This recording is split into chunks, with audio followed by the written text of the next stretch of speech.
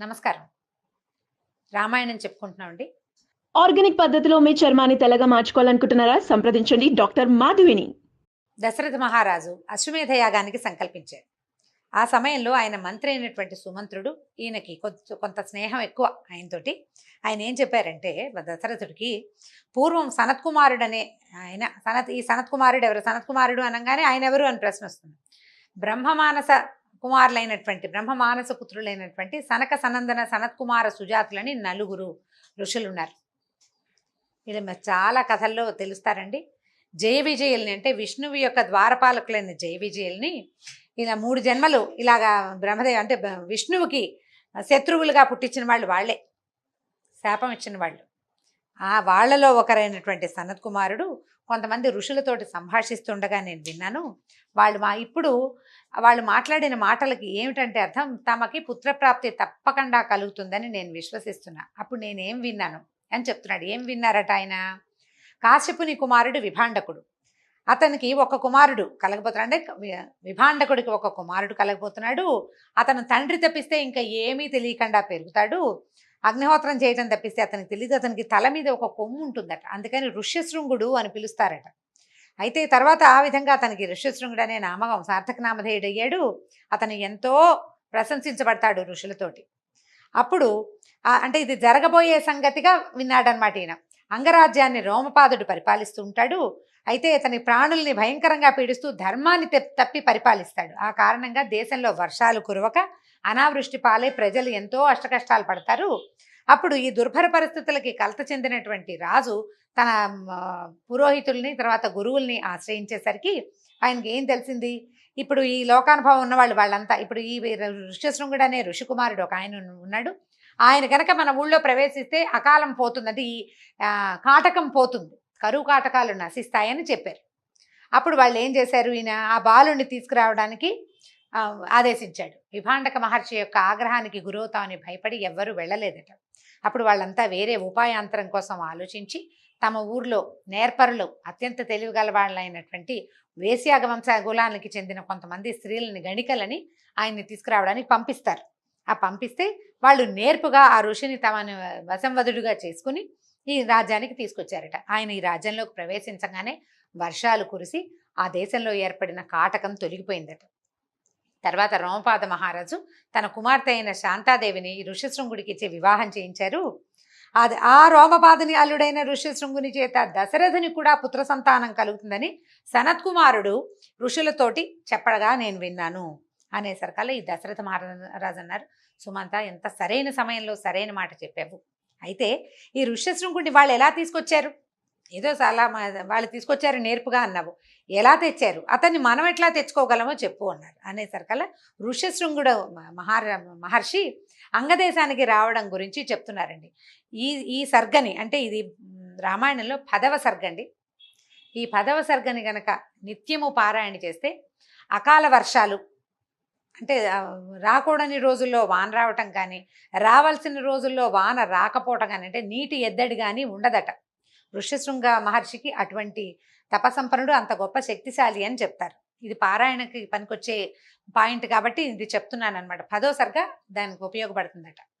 అయితే మంత్రులు బ్రాహ్మణులు ఏం చెప్పారట అంగరాజుకి? ఏం జరిగింది అంటే రోమపాదుడికి వాళ్ళు ఏం చెప్పారో సుమంత్రుడు చెప్తున్నారనమాట.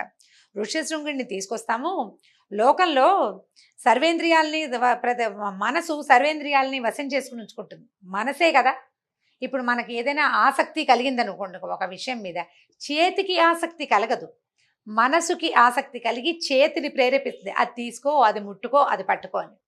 కళ్ళు చూస్తూ ఉంటాయి, మనసు యాక్టివ్గా ఉంటేనే కళ్ళు దాని మీద కేంద్రీకృతమయ్యి అది సొంతం చేసుకోవాలన్న భావన కలిగి చేతికి ప్రేరేపణ కలిగించి అది తీసుకునేలాగా చేస్తుంది. అది నాకు కావాలన్న భావన కంటికి కానీ చేతికి కానీ ఉండవు. సర్వేంద్రియాలు మనసు మీద ఆధారపడి ప్రవర్తిస్తాయి. మనం ఇతరులని ఎవరినైనా మన వశం చేసుకోవాలంటే మనసుని వశం చేసుకోవాలి. మనసే సర్వేంద్రియాలకి ఆధారభూతమైంది. మామూలుగా సర్వేంద్రియాణం నయనం ప్రధానం చెప్తాం. శిరస్సు ప్రధానాంగం. శిరస్సు, కన్ను, చెవి అన్నీ ఉన్నాయి. మనసు లేకపోతే ప్రయోజనమే లేదు వాటి వల్ల. మనసే అత్యంత ప్రయోజనకారి. వీటన్నిటినీ పట్టి ఉంచేది మనసే. కాబట్టి అతని మనస్సుని ప్రలోభపరచాలి. అప్పుడు ఇంద్రియాలు లోపబడతాయి. ఎక్కడికైనా రావాలి, నన్ను ఇక్కడి నుంచి అక్కడికి మనం ఒక మనిషిని పిలవాలంటే ముందు మనసుకి ఉత్తేజం కలిగించాలి, మనసుకి ప్రలోభం కలిగించాలి. అప్పుడు అది తన ఇంద్రియాలని అది ప్రోత్సహిస్తుంది మనసు. కాబట్టి అతనిని ఒప్పించటానికి నేర్పరులైన వేశ్యలని ఈ కార్యంలో నియోగించాలని చెప్పారు. ఈయన అడవులను నివసించేవాడు ఋష్యశృంగుడు. తండ్రి అగ్నిహోత్రము తప్ప మరొక విషయం తెలీదు. ఆయన మగవాళ్ళు ఋషులనే చూశారు కానీ స్త్రీలని అతని జీవితంలోనే చూడలేదు. కాబట్టి విషయ సుఖం తెలీదు, అవేం తెలియవు, మనుషులే తెలియదు అతనికి. అలాంటి వాడిని చక్కగా అలంకరించుకున్న వేశ్యలు తమ చాతుర్యంతో ప్రలోభపరిస్తే సులువుగా ఆయన్ని తీసుకురావచ్చని భావించారు. ఇది ఒక ఉపాయమే, ఇది తప్పు కదా అని అడిగితే మనం చెప్పలేకపోతామండి. వాళ్ళకి అవసరం చేశారు అంతే. అయితే అప్పుడు ఏం చేశారట, రామపాద మహారాజు మీరు ఆలోచన చాలా బాగుంది, అలాగే చేయండి అంటే కొంతమంది సౌందర్యవతులైన వేశ్యల్ని నియోగించి అక్కడికి పంపించారట. ఈయన తినుబండారాలు ఇంకా చాలా సంబారాలు, చక్కగా అలంకారాలు, తలనిండా పువ్వులు, చక్కటి వస్త్రధారణ, నగలు అవి ధరించి అడవుల్లోకి వెళ్ళారు. ఈ విభాండకముని బయటికి వెళ్ళిపోయేదాకా వేచి ఉండి ఈ ఋష్యశృంగుడు అక్కడ కనపడుతున్న ఆయన్ని నవ్వుతూ పిలిచారు. ఈయన ఏమనుకున్నాడంటే ఈ వచ్చిన స్త్రీలను కూడా ఒక ఋషులుగా భావించాడు. వాళ్ళ అలంకరణ, వాళ్ళ సౌందర్యము, అంటే మోహింపజేసేలాగా ఉన్న వాళ్ళ సౌందర్యానికి ఆయన ఉత్తేజితంటే ఆయనకి వేరే ఊహలేమీ రాలేదు. కానీ ఆ కొత్తదనానికి ఆయన ఆకర్షితుడయ్యాడనమాట. ఇప్పటిదాకా తను చూడలేదు అలాంటి వాళ్ళని. ఆయన ఎండిపోయి గడ్డాలు, జటలు, నారబట్టలతోటి ఉండే ఋషిపుంగవుల్ని బాగా చూశాడు. ఇలా అందమైన వస్త్రధారణ, నగానాణ్యం వేసుకున్న స్త్రీలని ఆయన ఏనాడు చూడకపోవడంతో వాళ్ళతోటి స్నేహం చేశాడు. విభాండక మహర్షి వచ్చే లోపల వీళ్ళని చక్కగా ఇలా తన ఆశ్రమంలోకి తీసుకెళ్ళాడు. మీరు ఎంతో గొప్ప వాళ్ళని పొగిడాడు. వాళ్ళకి అర్ఘ్యం పాద్యం మేము ఎలా ఇస్తాం, ఇట్లా చేస్తాము అని చెప్పి అందరికీ అర్ఘ్యపాద్యాలు ఇచ్చాడు. చాలా మర్యాద చేశాడు. ఎంతో సంతోషంగా వాళ్ళని వదిలిపెట్టడానికి మనసు రావట్లేదన్నమాట. వీళ్ళు ఏం చేశారు, వాళ్ళు కందమూలాలు అవి ఇచ్చాడు ఆయన వాళ్ళు తినడానికి. వీళ్ళు కూడా తమ పట్టుకెళ్ళినటువంటి తినుబండారాలు అవి రుచి చూపించారు. కందమూలాలు తినేవాడికి తీయటి పదార్థం రుచి చూపిస్తే ఇక పరవశులైపోతారు, మోహంలో పడిపోతారు. అట్లా ఈ ఋష్యశృంగ మహర్షిని వాళ్ళు వశం చేసుకున్నారు. ఆ తర్వాత ఏం చేశారు, కాసేపు చక్కగా ఆయనతోటే గడిపి ఆయన ఇచ్చిన కందమూలాలు తిని తాము తెచ్చిన స్వీట్లు గీట్లు ఆయనకి పెట్టించి చక్కగా చీకటి పడేదాకా విభాండక మహర్షి వచ్చేదాకా ఆయనతో గడిపి కబుర్లు చెప్పి ఆటలు పాటలు తమ తాలూకు నాట్యాలు సంగీతాలు ఆయనకి చూపించి తండ్రి వచ్చే సమయానికి, విభాండక మహర్షి వచ్చే సమయానికి మా కర్మానుష్ఠానానికి వేళ అయిపోయిందని వచ్చేసారు. మర్నాడు కూడా అలాగే చక్కగా అలంకరించుకుని వెళ్ళారు. మర్నాడు పొద్దున ఈయన వాళ్ళ కోసం వేచి ఉన్నాడనమాట. ముందు రోజు చూశాడు కదా, మళ్ళీ ఆ సమయానికి వస్తారని ఆయన వేచి ఉంటే ఆయన్ని కొంచెం బాగా ప్రేరేపించి, మా ఇంటికి రా, మీ ఆశ్రమంలో మేము తీసుకున్నాం కదా ఆతిథ్యం, నువ్వు కూడా మా ఆశ్రమంలో ఆతిథ్యం స్వీకరిద్దు గానని ఆయన్ని ఒప్పించి తండ్రికి చెప్పకుండానే, విభాండక మహర్షికి చెప్పకుండానే ఆయన అక్కడి నుంచి తీసుకొచ్చేశారు. వాళ్ళ వెనకాల వచ్చేసరికల్లా ఆయన ఎప్పుడైతే ఈ అంగదేశంలో ప్రవేశించాడో ఆయన ఇట్లా ప్రవేశించగానే పెద్ద పెట్టున వాన కురిసిందట. ఈ రోమపాద మహారాజు మంత్రులు, పురోహితులతో అందరితో పాటు నగరంలోకి వచ్చిన ఈ ఋష్యశృంగుని దగ్గరికి ఎదుర్కొని ఆయనకి అర్ఘ్యం బాధ్యం ఇచ్చి ఎంతో నమస్కరించి ప్రేమించి ఆయన్ని చక్కగా రథంలో కూర్చోబెట్టుకుని వానకు తడిసిపోకుండా తీసుకొచ్చేశారు. రాజభవనంలోకి తీసుకొచ్చి ఆయన్ని యథోచితంగా యథావిధిగా ఎంత చక్కగా సేవ చేయొచ్చు అంత చక్కగాను సేవించి ఆయనకి ప్రీతి పాత్రులు అయిపోయారనమాట.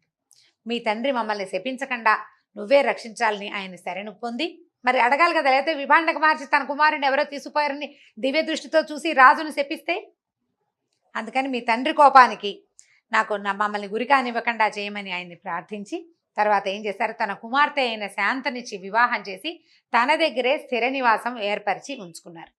ఋష్యశృంగ మహర్షి రోమపాద మహారాజు యొక్క అల్లుడు. ఆయన కుమార్తె అయిన శాంతని వివాహం చేసుకున్నారు. అయితే ఇందులో పాఠభేదం మనం వింటుంటాం. శాంతాదేవి మన దశరథ మహారాజు కుమార్తెనని, తన మిత్రుడైన రోమపాదుడికి ఆవిడని దత్తుతో పెంపకం ఇచ్చారని, ఇలాంటి కథ కూడా ఒకటి వింటుంటామండి. రామాయణంలో ఇప్పటిదాకా చదివిన వరకు ఆ భాగం చెప్పబడలేదు. రోమపాదుని కుమార్తె శాంతాదేవి అని చెప్పారు. ముందు ఎక్కడైనా వస్తుందేమో చూద్దాం. ఆ విషయం అయితే ఇక్కడ చెప్పబడలేదండి. తర్వాత ఏమనుకున్నారు, ఇలా చెప్పి వివాహం చేసేసారు. ఇప్పుడు మన సుమంత్రుడు చెప్తారన్నమాట, ఇట్లా ఋష్యశృంగ మహర్షిని వాళ్ళు తమ దేశానికి రప్పించుకున్నారు. ఇప్పుడు సనత్ కుమారుడు ఇతర మహాత్ములతో మాట్లాడినప్పుడు నేను చెప్తాను. ఇప్పుడు ఋష్యశృంగుడి గురించి చెప్పి ఇప్పుడు తను ఏం విన్నాడో సుమంత్రులు చెప్తున్నారనమాట. ఏమని, రాబోయే కాలంలో అంటే ఇది ఎప్పటి సంగతో అన్నమాట, అప్పుడు మాట్లాడుకున్న సంగతి గుర్తు చేసుకుని చెప్తున్నారు. రాబోయే కాలంలో దశరథుడు అనే మహారాజు ఇక్ష్వాకు వంశంలో జన్మిస్తాడు. అతడికి అంగరాజుతో స్నేహం ఏర్పడుతుంది. తను చేసే యశ్వమేధ యాగానికి రోమపాదుడిని అతని అల్లుడైన ఋష్యశృంగుడిని కూడా ఆహ్వానిస్తాడు. ఋష్యశృంగుడు పుత్రకామేష్టి యాగానికి పౌరోహిత్యం చేస్తాడు. అతని మహాత్మ్యం వల్ల, అతని మహిమ చేత దశరథుడికి సంపూర్ణ యాగ ఫలితం లభిస్తుంది. అంటే నలుగురు తేజోవంతులైన పుత్రులు జన్మిస్తారు అని చెప్పారు సనత్ కుమారులు. నేను అది విన్నాను. నేను విన్నదే నీకు యథార్థంగా చెప్తున్నాను. కాబట్టి వెంటనే వెళ్ళి అంగదేశానికి వెళ్ళి ఋష్యశృంగ మహర్షిని సాదరంగా ఆహ్వానించి వెంట పెట్టుకురా. నీ యాగం నిర్విఘ్నంగా జరగటమే కాకుండా నీ కోరిక ఫలించి నలుగురు పుత్రుల్ని నువ్వు పొందగలుగుతావు అని చెప్పేసరికల్లా దశరథ మహారాజు స్వయంగా బయలుదేరి వెళ్ళి అంగదేశానికి వెళ్ళారు. రోమపాదుడు సాటి మహారాజు గాని కాక తన మిత్రుడిగా భావించి గౌరవించి ఎంతో ప్రీతిపూర్వకంగా ఆయన్ని ఆహ్వానించారట.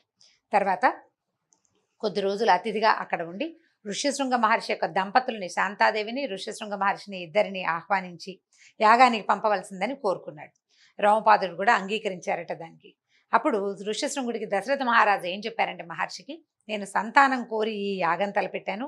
తనకి పుత్రప్రాప్తి తద్వారా స్వర్గప్రాప్తి కలుగజేసే ఆ యాగాన్ని అయ్యా నువ్వు దగ్గరుండి మీరు తమరు చేయాలి ఈ యాగమని దశరథ మహారాజు ఋష్యశృంగుడిని వేడుకున్నారట.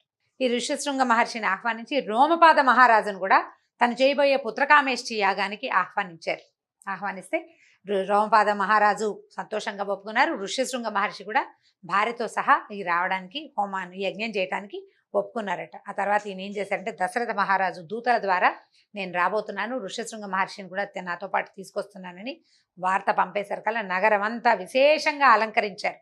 ఎందుకంటే ఋష్యశృంగ మహర్షి వస్తే దశరథుడికి పుత్రప్రాప్తి ఇవాళ వస్తే రేపు జరగదు. కానీ హోమం యజ్ఞము జరగవలసిన విధంతా జరిగిన తర్వాత తప్పక జరగబోయే పుత్రప్రాప్తిని, తద్వారా రాజ్యానికి ఉత్తరాధికారులు, తద్వారా దశరథుడి వంశాభివృద్ధి అవన్నీ ఆ ఊహకు వచ్చేసరికల్లా ప్రజలంతా ఆనందంతో పరవళ్ళు తొక్కేశారు. ఇది జరగబోతోంది, రాజుగారికి సంతాన ప్రాప్తి కలుగుతుంది, మనకి భావి చక్రవర్తి ఉదయించబోతున్నాడు అనే సంతోషంతో నగరం అంతా ఎంత బాగానో అలంకరించారట. రథం మీద వస్తున్నటువంటి దశరథ మహారాజుని ఋష్యశృంగ మహర్షిని చూసి జయదేధ్వానాలు చేశారు. తన వెంట పెట్టుకుని ఈయన ఋష్యశృంగుడిని, తర్వాత ఆయన భార్య అయిన శాంతాదేవిని అంతఃపురానికి తీసుకెళ్ళి వాళ్ళని అర్ఘ్యపాద్యాదులతో పూజించి ఎంతో చక్కగా సాదరంగా ఆహ్వానించి అంతఃపురకాంతలు కూడా ఆమె శాంతాదేవిని భర్తని ఎంతో గౌరవించి పూజించి లోపలికి తీసుకెళ్లారు. ఇటు పిమ్మట యజ్ఞ ప్రారంభానికి ఆదేశించడము, యజ్ఞం ప్రారంభమవటం వచ్చే భాగంలో తెలుసుకుందాం. నమస్కారం.